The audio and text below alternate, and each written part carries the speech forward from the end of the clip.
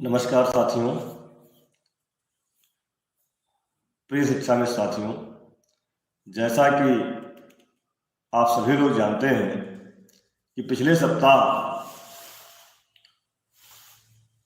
शासनादेश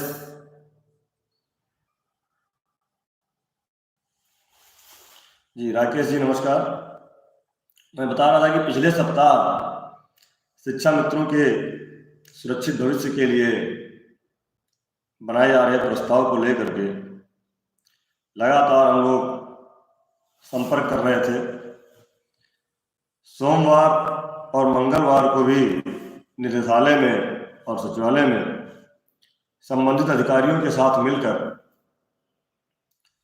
कि कितनी जल्दी प्रस्ताव हम लोगों का शासन को जाए और शासन से हम लोग उसको आगे बढ़वाएं।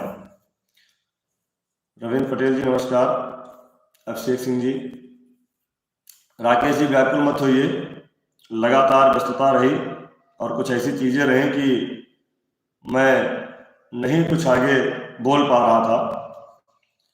सोमवार मंगलवार को शासन में रहने के बाद क्योंकि हम लोग लगातार प्रतीक्षा कर रहे थे कि माननीय मुख्यमंत्री से मिलना है, और मंगलवार की रात में लगभग 12 बजे मुझे सूचना प्राप्त हुई कि वाराणसी में भाई जिला अध्यक्ष जी ने, अजय सिंह जी ने व्यवस्था कर दी है और प्रोटोकॉल में 2 लोगों को मुलाकात का समय मिल गया है।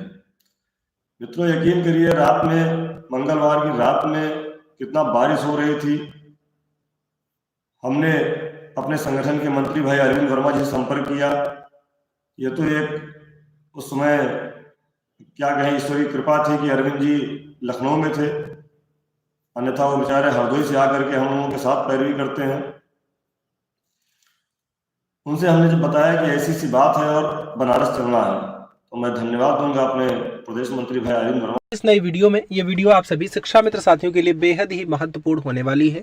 इस वीडियो में आपके बीच में वर्तमान की एक काफ़ी ज़्यादा बड़ी खबर साझा करेंगे। ये खबर आपके अस्थायीकरण के पॉइंट ऑफ व्यू से काफ़ी ज़्यादा महत्वपूर्ण है, तो सभी साथी वीडियो को पूरा देखें। चैनल को अभी तक आपने सब्सक्राइब नहीं किया है तो तुरंत ही इसे सब्सक्राइब भी कर लें। अब चलते हैं अपडेट पर। उन्होंने 1 मिनट भी देरी नहीं की और कहा कि आइए और तुरंत चलते हैं। रात में हम लोग निकले पूर्वांचल एक्सप्रेसवे से 12:30 बजे करीब, तो सुल्तानपुर के आगे जैसे ही बढ़े तो बारिश, तेज हवा और पत्थर, पूरी रात हम लोग चलते चलते सुबह करीब 7:30 बजे बनारस पहुंचे। तो वहाँ भाई अजय सिंह जी अपनी पूरी टीम के साथ मौजूद थे। हम दोनों लोग गए और जैसा कि मैंने कहा था कि माननीय मुख्यमंत्री जी से मुश्किल से 30 से 40 सेकंड का वार्तालाप हुआ, जिसमें ना तो मैंने अपना परिचय दिया, ना तो मैंने ये बताया कि मैं कहाँ से आया हूँ। मैंने सीधे सीधे एक बात कहा कि माननीय मुख्यमंत्री, शिक्षा मित्र मर रहे हैं, इनको बचा लीजिए, अब आप ही बचा सकते हैं। ये सारे शिक्षा मित्रों को उम्मीद है, इसके अलावा मेरी कोई बात नहीं। उन्होंने बस इतना कहा कि ठीक है, लखनऊ आइए, अधिकारियों के साथ बात करेंगे। उसके बाद हम लोग वहां से निकलते हैं, करीब 12 बजे के आसपास बनारस छोड़ा हमने। साथियों, हमारे साथ जिला अध्यक्ष अजय सिंह जी भी थे बनारस के, प्रदेश मंत्री अरविंद वर्मा जी थे, और यकीन मानिए ये बात रात में किसी को जानकारी हमने नहीं बताई कि हम बनारस जा रहे हैं, हमको माननीय मुख्यमंत्री से मिलना है। ना तो बनारस के लोगों को पता था, ना ही हमारे प्रदेश संगठन के किसी पदाधिकारी को, यहाँ तक कि चूंकि अध्यक्ष जी के साथ हमारे बहुत बड़ी ट्रेजेडी हो गई, उनकी चाची एक्सपायर हो गई थी, उनसे भी उसमें रात में बताना हमने उचित नहीं समझा और चुपचाप चले गए।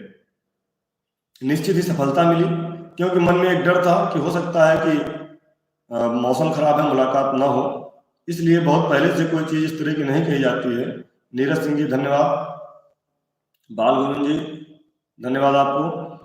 वहां से मिल करके निकले और चूंकि भदोही से होकर के मुझे जाना था, तो अजय सिंह जी ने कहा भदोही तक हम आपके साथ चलते हैं और आपको रास्ता भी क्लियर हो जाएगा साथ में। अजय सिंह जी के साथ हम भदोही पहुंचे और लगभग 2:30 बजे का वक्त रहा होगा। हम लोग चाय पी रहे थे। भदोही के हमारे करीब 4-5 साथी थे, जिला अध्यक्ष शहनवाज भाई थे। उसी समय अब आप सोच लीजिए कि सुबह करीब 8:30 बजे के आसपास मुलाकात होती है, हम निवेदन करते हैं, और लगभग 2:30 बजे के आसपास विशेष सचिव बेसिक शिक्षा उत्तर प्रदेश शासन से हमारे पास फोन आ जाता है और फोन करते ही पूछा तो आप सुशील यादव बोल रहे हैं? हमने कहा हाँ सर बोल रहे हैं। कहा मैं फला फला बोल रहा हूँ। उन्होंने कहा जी सर प्रणाम। उन्होंने कहा कि आप बनारस में हैं या निकल गए? अब आप समझिए, उन्होंने कहा बनारस में है निकल गए। हमने कहा सर नहीं निकल रहे हैं, रास्ते में